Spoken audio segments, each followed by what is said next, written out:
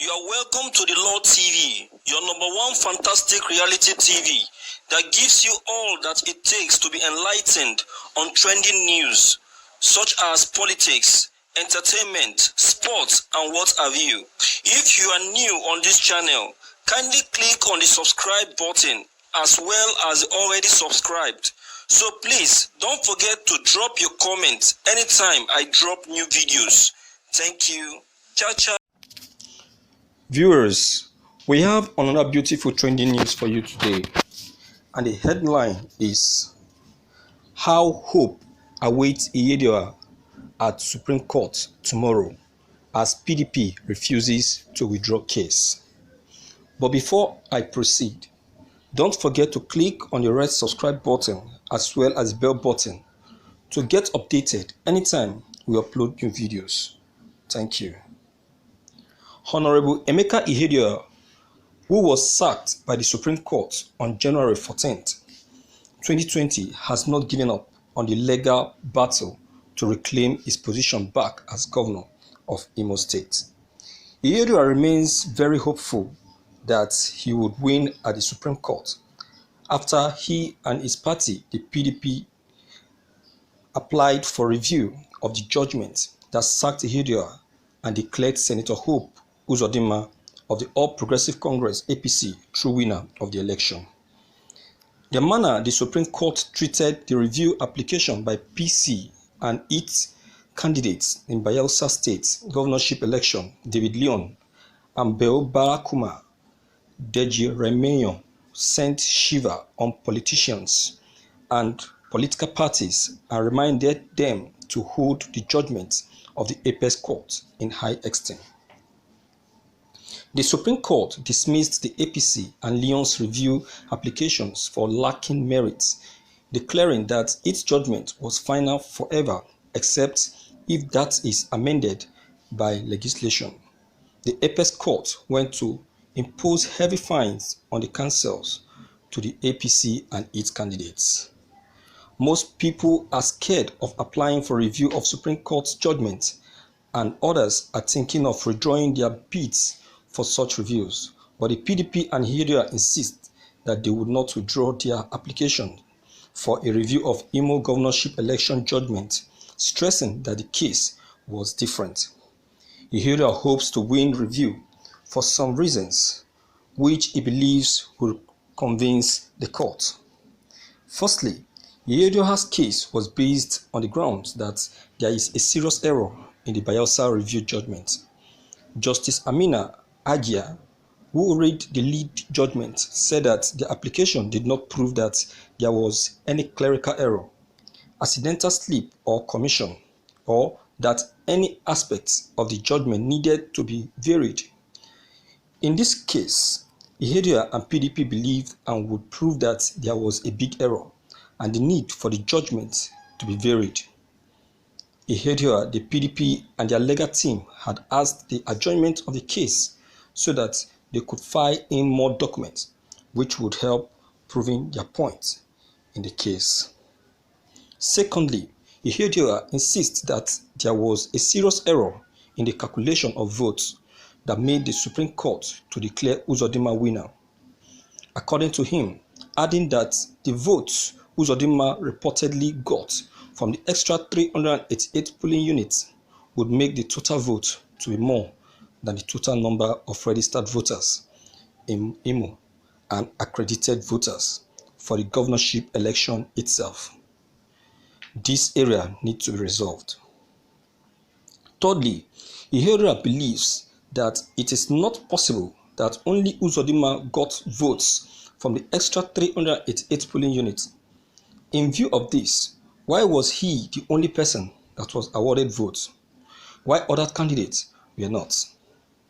It would be nice to know the votes other candidates got in those additional polling units as well. This area also needs to be settled. Recall that Uzodinma came fourth initially based on the results announced by the Independent National Electoral Commission (INEC), which conducted the election. Many are now wondering how the fourth turned around to become the first. Finally, it I worry of not that the Imo judgment has been generating serious controversies in Imo, Abuja, other states, and even abroad ever since it happened. The dust raised by the judgment is second to none. There were judgments on governorship election in other states. They were not as contentious as that of Imo. Ihedioha and his party must have prepared very well with their facts and figures to ensure that they proved their case, and that could be the main reason why they refused to withdraw the application, despite the way the Bayelsa review was treated by the Supreme Court. The Supreme Court will treat the Imo review tomorrow, March 2nd, 2020. Both the PDP and the APC are keen to see how things work out. Nigerians and the international community are watching, as the PDP had said that the case has attracted international attention. While Ihedioha hopes to be returned as governor, Uzodinma believes that he would retain his seat. The clock ticks faster. Tomorrow is almost here. You think Ihedioha will succeed by winning the case, or Uzodinma will retain his seat? Thank you for listening to this news. Viewers, I will say that the Supreme Court judgment on Imo State was a complete error, and with proof. How come Hope Uzodinma was the only candidate that got votes in the controversial 388 polling units? How come all the result sheets of the 388 polling units had the same handwriting? Those result sheets could have been written by one individual. I think so. It's really dramatic to see a man who came forth in a contest to be declared the winner. If Hope Uzodinma was so popular, why didn't his party win even a single seat in the State House of Assembly? The Supreme Court judges are not infallible and truthful, because they are simply humans. Reversing that judgment becomes imperative because the whole world is watching. If that judgment is allowed to stand, then I sympathize for Imo State, because Hope Uzodinma will be worse than Robin Hood. What I expect from the Supreme Court tomorrow is a complete nullification of that election. A fresh poll should be conducted in Imo State, because Emeka Ihedioha did not have 2/3 of majority vote in that election. Instead of declaring Emeka Ihedioha winner, INEC should have declared Imo State election inconclusive. They should have conducted a rerun in the controversial 388 polling units. Tomorrow's judgment will expose Nigeria and its democratic culture. The whole world is watching us. So the judges should take cognizance and be very careful with their judgment. International countries, international courts, and organizations are already interested. They are watching. They will be coming to observe this election. If not, I think they should be around by now, because tomorrow's judgment should be far different from any other judgment, and every loops and crowning that will generate or enable any foul play to come in during any counting, I think should be properly taken care of. There should be carefulness, there should be observations, and there should be patience. The judges don't need to be in a hurry. They should take their time.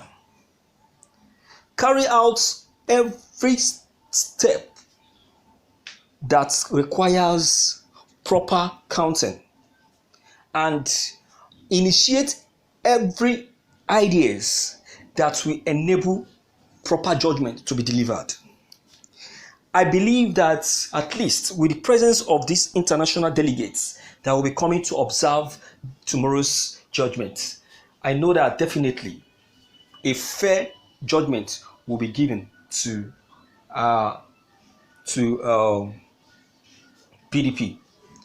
I give kudos to PDP for their consistency, for their not losing hope, and for their confidence that yes, they worth it, and of it true they worth it. Because if a rerun of an election, of a governorship election is carried out in Imo State, I have this 99% confidence that Emeka Ihedioha will be elected once again, because it's the people's choice. There is no doubt about it. So the hope Uzodinma is having should be hopeless, because by tomorrow, with all full confidence, I believe that Uzodinma, Emeka Ihedioha, will be reinstalled back as the governor of Imo State, and joy will cover everywhere. So, what is your comment concerning this news? Don't forget to leave them behind. Click on the subscription buttons as well as the bell buttons to get updated anytime we upload new videos. Thank you.